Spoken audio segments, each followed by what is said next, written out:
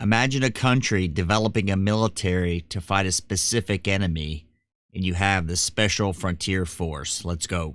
Air Mysterious Force, which surprised China by capturing strategic height at Pingongso, known as Vickers Battalion or as Establishment 22.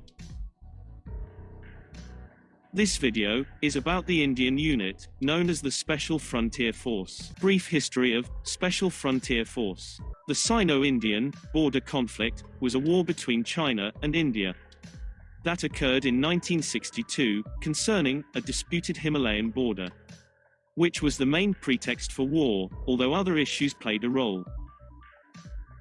There had been a series. The more things change, the more things stay the same, right? We currently have a Sino conflict. This was in 1962. The Special Frontier Force is primarily Tibetan. Let's take a look. It kind of reminds me a bit of the Gurkhas saying that. I'm sure I'll get some interesting comments. What do you guys think? Let's keep going. Series of violent border incidents after the Tibetan Uprising 1959, when India had granted asylum to the Dalai Lama. India initiated a forward policy in which it placed outposts along the border, including several north of the McMahon Line, the eastern portion of a line of actual control proclaimed by Chinese Premier Zhou Enlai in 1959. China was unable to reach political accommodation on disputed territory along the 3,225 kilometers long Himalayan border. So, the Chinese launched simultaneous offensives in Ladakh and across the McMahon Line on the 20th of October 1962. Chinese troops advanced through Indian forces in both theaters, capturing Rezangla in Chushul in the Western Theater. I just did a video on the next decade's strongest militaries, and China was on that list, as well as India. So what do you guys think, looking back to 1962, and currently with the conflict on the India-China border, who's going to be the victor there? Now, common sense, or at least common wisdom, would say the Chinese, albeit the Indians are some very fierce fighters, and with this Special Frontier Force, they present an interesting dilemma for the Chinese. As well as Tawang in the Eastern Theater. The war ended when China declared a unilateral ceasefire on the 21st of November 1962, and simultaneously announced its withdrawal from the disputed area. Indian posts and patrols were removed from Aksai Chin, which came under direct Chinese control after the end of the conflict. The Indo-China War is notable for the harsh mountain conditions under which much of the fighting took place, entailing large-scale combat at altitudes of over 14,000 feet. The Indo-China War was also noted for the non-deployment of the Navy and Air Force of either side. Consequently, the Special Frontier Force, SFF, was formally established on the 14th of November 1962, just 7 days before the ceasefire. Now, on a side note, do you guys think there's any relevance to having a group of fighters, I don't care which country you're in, who fight at altitude all the time, right? Because we all know that fighting or doing anything at altitude is much harder than it is at sea level if you're not used to it. So we're talking 14,000 feet. I don't care if it's 10,000, 8,000 feet. If you're from a sea level environment and have to go hump it at 8 or 10,000 feet, it's a hell of a lot harder if you're not acclimated to it. What do you guys think? Because I know that came into play here. I suspect definitely you got troops that are used to that. You throw in some people, say, like me, from an island, I'm not going to fare near as well as somebody who grew up in those mountains. After India suffered defeat in the 1962 war with China, the then Prime Minister, Jawaharlal Nehru, decided to raise an all-Tibetan armed unit to stop the Chinese PLA's regular intrusion into the Indian territory. On the advice of Intelligence Bureau Founder-Director Bhola Nath Mullik and World War II veteran Biju Patnaik. And why do you think it was an all-Tibetan armed unit, is what they just said. So all Tibetan, not all Indians, an Indian military unit, but all Tibetans. And I'm not looking for nefarious reasons. I'm hearkening back to what I said earlier. Does being acclimated to the mountains matter? Did the Tibetan unit, would that have a bigger interest in the battle than, say, somebody from southern India? Why do you do that? I wonder that as an American, thinking about why does somebody from Florida want to go fight in Afghanistan or Iraq? And why does somebody from southern India want to go fight on the northern border? Maybe that's why they have the all-Tibetan unit. You guys let me know. Who was known for his unconventional thinking. In 1962, the Kennedy administration worked with India for the creation of a Special Frontier Forces unit in the Indian military. Following the 1962 Sino-Indian Border War, India also set up a 10,000-strong unit called the Special Frontier Force, or Establishment 22.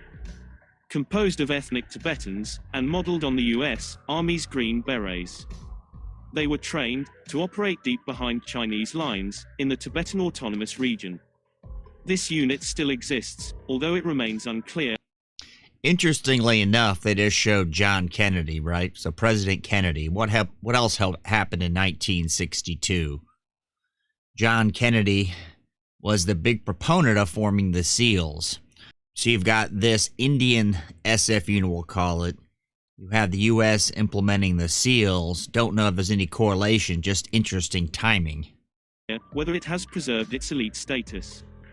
Its main goal was to conduct covert operations behind Chinese lines in the event of another Indo-China war.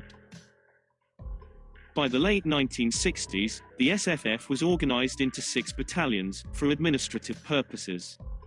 Each battalion, consisting of 6 companies, was commanded by a Tibetan, who held rank equivalent to a lieutenant. Since the SFF consisted largely of Tibetans, they were viewed as an ideal CT force, because they were not directly related to India's communal politics. That's interesting. As I sit here as an American, they're part of the Indian military, but they're somewhat excluded. They're not subject to the Indian politics, as they said. Now, you figure there's approximately 5,000 of these guys that their sole mission is to fight the Chinese along the border. I like it. Very specific mission set, how you train. You're not worried about training, desert training, jungle training. You're worried about training in the desert. Now, if they get deployed elsewhere, let's just say to southern India for some reason, that could throw a snag into the operation.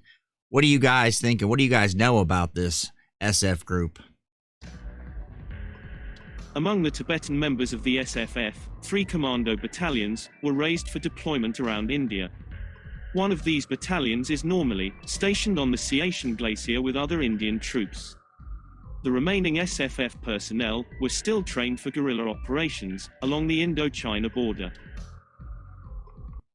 All right, so there they show them in the water, so along the Indo-China border. So I guess you could be in the mountains, you could be in the water. I'm not sure if they pick who gets deployed in those areas based on where they're from. Once again, because I think if you're not used to 14,000 feet, that could be a problem to get acclimated to quickly. And if you got a couple of weeks, probably you're fine. But I do think it matters if you're from that type of area. You fight in that type of area, you're going to be much more acclimated than somebody that's from the desert. Role and purpose of SFF. This special force has participated in several operations, both covert and overt, such as Operation Eagle, securing Chittagong Hills during the Bangladesh War of 1971. Operation Blue Star, Operation Meghdoot, establishing India's control over the Siachen Glacier in 1984. And I suspect these guys have done far more than we'll ever know. Look in the description. I got some links. It's hard to find out a lot. There's always something going on, from what I understand, along the Chinese-Indian border. Border skirmishes, things that we don't hear about sitting here in the United States. For any of you guys that are from India, know about it, let me know in the comments or get with me. My contact in the description. Love to hear more.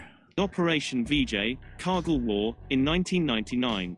However, the SFF has developed and expanded into other mission profiles, including counter-terrorism operations. They also participated in the assault on Golden Temple, but the mission was to prove faulty due to a lack of intelligence on the militants' whereabouts in the temple locality. and also trained for anti-hijack operations. India did create a true special forces setup, which intelligence led in the Special Frontier Force, which was originally created for operations in Tibet, but it has now become obsolete, and it is not clear what the mission of the force currently is. Well, it doesn't seem like it's obsolete today. I don't know how much they're being used in the current Indochina conflict you hear about in the news. You did up until the election time. Quite a few people would ask, what do you think about the conflict between India and China? I think it's an ongoing thing. I'm not sure how much these guys are used, but I'm sure they're pretty instrumental in the process. General duties of Special Frontier Force. The general duties of the forces is parachuting onto ground or into water, climbing ladders and cliffs, rappelling, conducting close quarters battle. Now we're going to get the laundry list of what every SF group does, but conceptually, when this group was formed, they were there to fight in the mountains along that region. That was the point, right?